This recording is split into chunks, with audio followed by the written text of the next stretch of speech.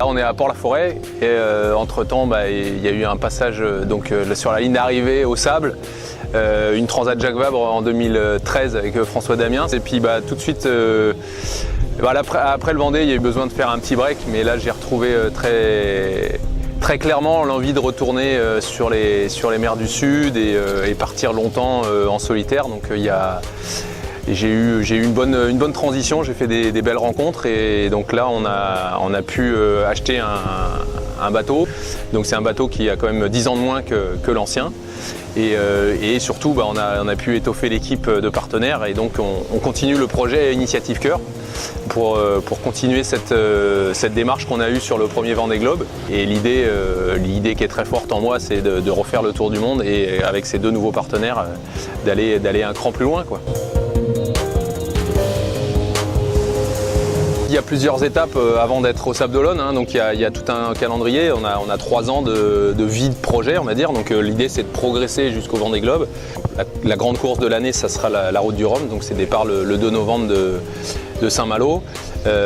Ensuite, l'année d'après, il y aura la Transat Jacques Vabre, donc c'est une course en double qui part du Havre jusqu'au Brésil. Et ensuite, le Vendée Globe. Donc effectivement, il faut progresser là-dessus. Il faut que moi je me mette le bateau dans la peau, quoi. Au final, sur le résultat du Vendée Globe 2012, il m'est arrivé plutôt des belles choses que des mauvaises choses. Donc j'ai eu cette envie de remettre un peu ça en jeu et d'essayer de chercher un peu plus et de creuser un peu plus au fond de moi. Et donc j'ai eu cette envie profonde de me relancer dans l'aventure et dans des conditions qui sont différentes.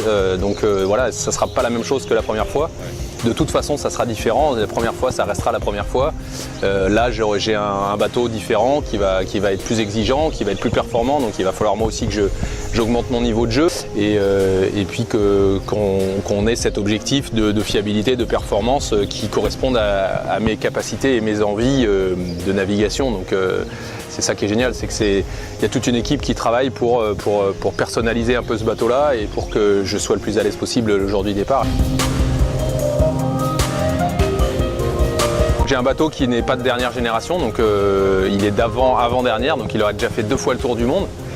Donc c'est un bateau qui est clairement beaucoup plus récent que celui que j'avais avant, mais ça me permettra de faire déjà avec la durée du projet qui va durer donc 3 ans, de progresser, de partir, d'être sur le départ du Vendée Globe avec une monture que je connais beaucoup mieux et surtout beaucoup plus performante parce qu'en plus là on est en plein travaux là, donc j'ai pu mettre le nez un peu dans les plans, enfin ça me manquait un peu, donc pour améliorer les performances de ce beau bateau qui est déjà une sacrée bête, on a coupé en fait, on a gardé le pont et on a coupé la partie en dessous de l'étrave jusqu'à la quille, donc ça fait quand même un morceau de 8 mètres qu'on a coupé, hein. C'est quasiment plus grand que n'importe quel bateau qu'on voit dans le port derrière, donc on a refait une coque en carbone, donc une étrave qui est un peu plus volumineuse, et puis on l'a remis en dessous, donc il y avait le pont et les cloisons qui restaient en place et on a recollé toute la peau extérieure pour créer une étrave avec un peu plus de volume, ce qui permet au bateau d'aller plus vite et d'avoir un comportement plus moderne, on va dire, parce que c'est l'évolution.